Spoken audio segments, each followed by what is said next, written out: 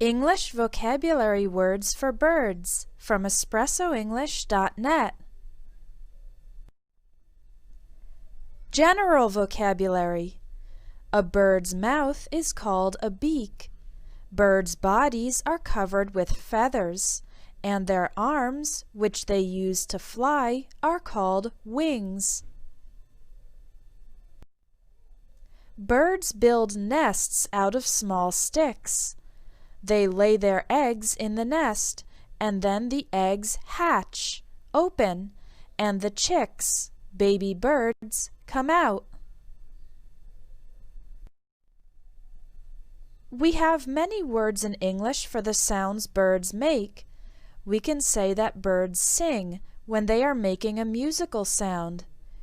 The words tweet, twitter, cheep, and chirp mean the birds are making short, high sounds.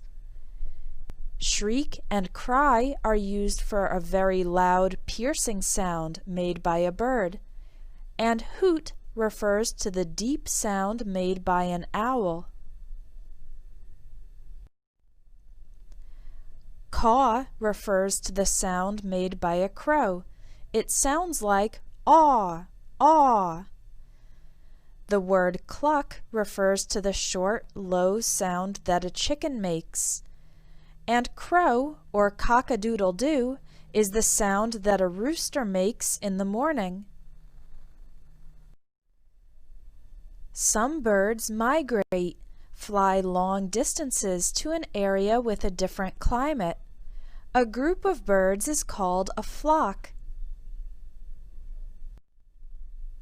Types of birds. Birds associated with water include duck, goose, swan, and seagull. Birds of prey hunt and eat animals like the eagle, hawk, owl, and vulture. The vulture is a scavenger. It eats dead animals. Crows and ravens are blackbirds. An ostrich is a large bird with a very long neck, and the male peacock is known for its colorful feathers.